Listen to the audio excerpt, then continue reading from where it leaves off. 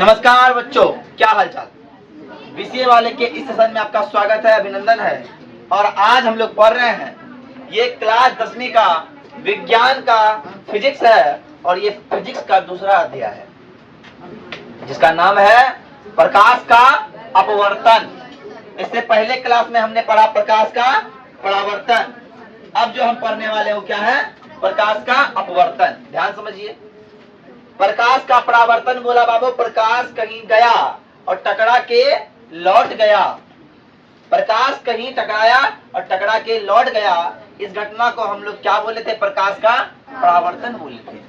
लेकिन अपवर्तन में हमने किसी को प्रकाश को इंसर्ट किया, प्रकाश कहीं गया, वो पुनः लौटा नहीं, वो उसी रास्ते से कहीं और गुजरता हुआ आर पार हो गया। या अगर मान लो हम हवा से फेंक रहे हैं और वो प्रकाश कहाँ जा रहा है, कांच में जा रहा था, कांच का माध्यम, प्रकाश हवा में एक माध्यम और कांच में गया तो कांच दूसरा माध्यम। ध्यान समझिएगा, हम इस चित्र के माध्यम से समझाने की कोशिश करेंगे। पहले समझिए, जब प्रकाश की किरणें, ये है प्रकाश की किरणें, एक पारदर्शी माध्यम से दूसरे पारदर्शी माध्यम में जाने पर, हवा कैसा है, तो हवा एक पारदर्शी माध्यम है। हवा में तुम हमको देख पा रही है, हम तुमको देख पा रहे हैं, इसका मतलब प्रकाश आर पार जा रहा है ना। तो हवा में हवा के कण हैं, बहुत सारे कण से होते हुए प्रकाश की किरण गुजर रही है, तो प्रकाश आर पार जा रहा है। तो हवा कैसा है, एक पारदर्शी माध्यम है। तो दूसरे पारदर्शी माध्यम या कांच में प्रवेश कर रहा है, कांच में भी दिखाई देता है पार से ऊपर। तो क्या होता है, दिशा में परिवर्तन होती है, दिशा में परिवर्तन होती है। या चित्र के माध्यम से देखिए, एक व्यक्ति यहाँ पे टॉर्च जलाया, ध्यान समझिएगा, टॉर्च जलाया और टॉर्च से निकलता हुआ प्रकाश, ध्यान समझिए, टॉर्च से निकलता हुआ प्रकाश कांच पर यहाँ पड़ता है, पड़ गया। तो ये एक माध्यम था, हवा एक माध्यम, दूसरा माध्यम कांच में पड़ा। लेकिन उस प्रकाश को ऐसे आना था, इस तरह आना था, लेकिन प्रकाश इस तरह ना आके वो इधर मुड़ जाता है। क्या कहता है, इधर मुड़ जाता है। क्या कहता है, मुड़ जाता है। और यही मुड़ जाने की घटना को हम प्रकाश का अपवर्तन कहते हैं। जब प्रकाश की किरण एक माध्यम से दूसरे माध्यम में जाती है तो वह दिशा परिवर्तन करती है। इस प्रक्रिया को प्रकाश का अपवर्तन कहते हैं। इस प्रक्रिया कहते हैं प्रकाश का अपवर्तन कहते हैं। तो सर, प्रकाश की चाल क्या होती है, ध्यान समझिएगा। प्रकाश की चाल, किसी वस्तु में, किसी माध्यम में प्रकाश का जो दूरी तय करने का जो समय है, वो प्रकाश का चाल कहलाता है। मान लो गाड़ी का चाल अलग है, मोटरसाइकिल का चाल अलग है। तो जो बच्चा अच्छा दौड़ता है उसका चाल अलग होगा, जो कम दौड़ता है उसका चाल अलग होगा कि नहीं होगा। उसी प्रकार प्रकाश का हवा में चाल अलग है, पानी में चाल अलग है, कांच में चाल अलग है, प्लास्टिक में चाल अलग है, हर कुछ में चाल अलग अलग है। तो सबसे बात कहा गया है, तो सर निर्वात में या हवा में प्रकाश की चाल होती है 3 लाख किलोमीटर प्रति सेकेंड। मतलब 1 सेकेंड में हवा में प्रकाश 3 लाख किलोमीटर दूरी तय कर सकता है। दूसरा, पानी में 2,25,000 किलोमीटर दूरी तय कर सकता है और कांच में 2 लाख किलोमीटर प्रति सेकेंड दूरी तय कर सकता है। सेकेंड है, घंटा है, देखना पड़ेगा। सेकेंड है, ओके, सेकेंड है ना, चाल तय करती है। तो अब सर इसमें एक बात समझ में आई कि हमने 3 चीज बताया कि हवा के बारे में, कांच के बारे में, पानी के बारे में। कोई बोले सर हवा में प्रकाश की चाल 3 लाख प्रति सेकेंड, 3 लाख किलोमीटर प्रति सेकेंड। और पानी में बोले तो 2 लाख किलोमीटर पर सेकेंड, और कांच में बोले तो 2,25,000 किलोमीटर पर सेकेंड। बात समझ में आ रही है, बात समझ में आ रही है ना, ध्यान समझिए। अब सर इसमें एक बात समझ में आई, सर विरल माध्यम और सघन माध्यम क्या होगा। जब 2 माध्यम है ना, दोनों में से कोई विरल होगा, कोई सघन होगा। सघन मतलब क्या, जो घना होता है। घना मतलब जिसमें प्रकाश को जाने में टाइम लगेगा। अब मान लो घना है तो जाने में टाइम लगेगा, इसलिए घना जंगल, सघन जंगल है, ओके। और विरल मतलब जो फ्रेश है, विरल मतलब फ्रेश है। अब मान लो एक जंगल में 2000 पेड़ और एक जंगल में 300 पेड़, तो घना कौन जंगल होगा, 2000 पेड़। सघन माध्यम कौन होगा, 2000 पेड़ वाला। और विरल कौन होगा, 200 पेड़ वाला, 300 पेड़ वाला। बात समझ में आ रही है ना, बात समझिए। तो जिसका प्रकाश की चाल अधिक है, अब बताओ बेसी तेज तुम किसमें दौड़ पाएगी, 200 पेड़ वाला में या 3000 पेड़ वाला में? 200 पेड़ वाला में। तो जिसमें तुम बेसी दौड़ पाएगी, बेसी स्पीड चल पाएगी, तो वो तुम्हारा क्या हुआ, सघन माध्यम हो गया, सॉरी विरल माध्यम हो गया। तुम्हारा प्रकाश की चाल अधिक रहेगा, तुम्हारा चाल अधिक रहेगा। मतलब जहां तुम्हारा चाल अधिक है वो है विरल माध्यम, और जहां तुम्हारा चाल कम है वो हो गया सघन माध्यम। ध्यान समझिए, जिस दो माध्यम में प्रकाश की चाल कम हो, जिस दो माध्यम प्रकाश की चाल क्या हो, कम हो, उसे सघन माध्यम कहेंगे। जहां तुम स्लो स्लो चलेगा उसका घना जंगल है, इसलिए हो गया सघन माध्यम। और जहां तुम स्पीड में चलेगा अधिक हो, वो क्या हो गया, विरल माध्यम कहलाता है। अब हवा और पानी की तुलना अगर करेंगे तो हवा क्या है, हवा विरल माध्यम है, पानी क्या है, पानी सघन माध्यम है। क्योंकि हवा में प्रकाश की चाल 3 लाख की रफ्तार से हम चल सकते हैं, प्रकाश चल सकती है, लेकिन पानी में प्रकाश जो है 2,25,000 किलोमीटर प्रति घंटा की चाल से ही चल सकता है। इसीलिए ये विरल माध्यम और ये सघन माध्यम। एक इंपॉर्टेंट बात और छूट गया है यहाँ पे कि सर कहीं आप लिख दीजिएगा, जब प्रकाश विरल माध्यम से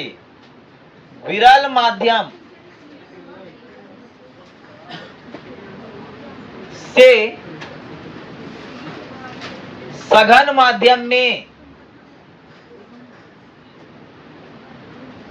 जाती है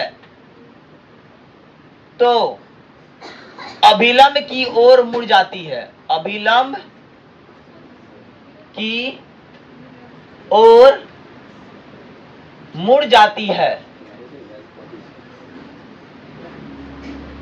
ध्यान समझिए, हमने जो एक पॉइंट लिखा कि जब प्रकाश की किरण विरल माध्यम से सघन माध्यम में आती है वह अभिलंब की ओर मुड़ जाती है। कहने का मतलब यह है कि जब हवा से पानी में जाएगा, हवा से कांच में जाएगा, हवा विरल माध्यम और कांच सघन माध्यम में जाएगा तो वो अभिलंब की ओर मुड़ेगा।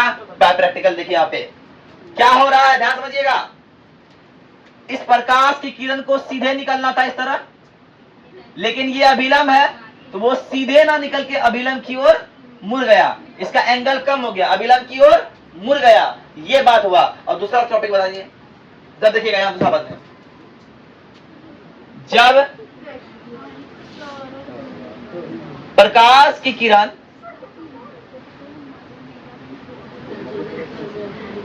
सघन माध्यम से विरल माध्यम में जाती है तो अभिलंब से दूर हटती है, तो अभिलंब से दूर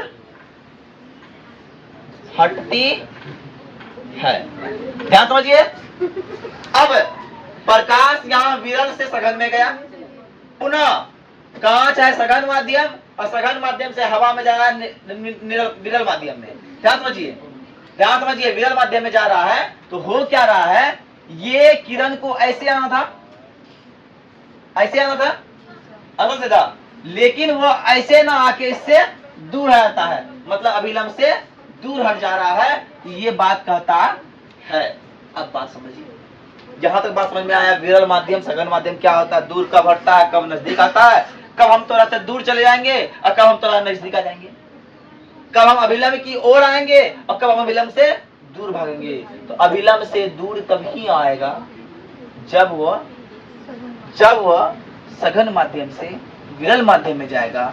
मतलब सघन माध्यम मतलब अधिक प्यार, कौन मतलब पूरा सता हुआ होगा तो अधिक प्यार, और विरल माध्यम में कम प्यार। जहाँ कम प्यार होगा तो वह दूर हटवे करेगा ना, तो रिश्ता कमजोर पड़ जाता है। यहाँ कम प्यार हुआ इसलिए वह क्या हो गया, अभिलंब से दूर हट गया, और यहाँ प्यार बढ़ रहा है तो अभिलंब के करीब जा रहा है कि ना, अरे है कि ना, बात समझ में हमको आ गई। तो सर आप या इस फिगर में हमको बहुत कुछ देखने को मिल रहा है सर, कि आपतित किरण दिख रहा है, बड़ा अपवर्तित किरण दिख रहा है, निर्गत किरण दिख रहा है, और बाद सर हाई दिख रहा है आपतन कोण, क्या दिख रहा है, और आर दिख रहा है अपवर्तन कोण। ध्यान समझिएगा, अपवर्तन कोण, प्रकाश का परावर्तन में आपतित किरण, परावर्तित किरण, लेकिन प्रकाश का अपवर्तन में आपतित किरण, अपवर्तित किरण। या परावर्तित ना होके अपवर्तित हो रहा है, मतलब क्या कि वहां टकरा के लौट रहा था, या टकराता का लौटता नहीं है, टकरा के फाड़ फोड़ के उधर चले जाता है। ओके, बात समझ में आई?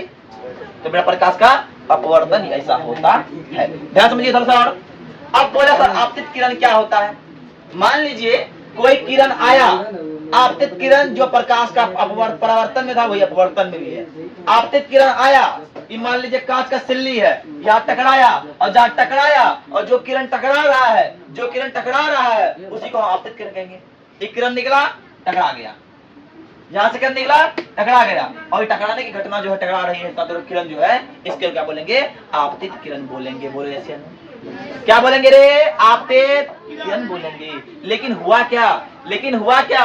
अब मेरा प्रकाश किरण गया, टकराया, और टकरा के फिर थोड़ा अपना विचलित होकर दिशा परिवर्तन करके फिर गुजरते हुए निकल गया। ध्यान समझिएगा, गुजरते हुए निकल गया।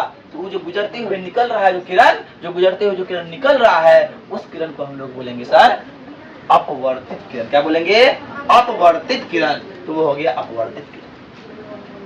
अब सर देखते होंगे, ये हो गया आपतित किरण और ये हो गया अपवर्तित किरण, और इस आपतन बिंदु पे एक लंब खींचा गया है जिसको अभिलंब कहेंगे। तो डिक्लियर पॉइंट है, आपतन बिंदु पर खींचा गया लंब अभिलंब कहलाता है। क्या कहलाता है? अभिलंब।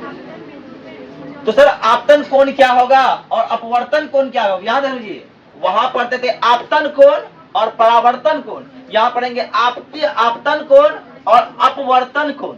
समझ रहे हैं ना? तो जब क्या हुआ, आपतन कोण क्या है? आपतित किरण और अभिलंब के मध्य बना कोण आपतन कोण कहलाता है। लेकिन अपवर्तन कोण क्या होगा सर? अपवर्तन कोण क्या होगा? अपवर्तन कोण का जो डिफिनेशन होगा वो होगा क्या? अपवर्तित किरण और अभिलंब के मध्य बना कोण अपवर्तन कोण होगा। कौन होगा? है ना?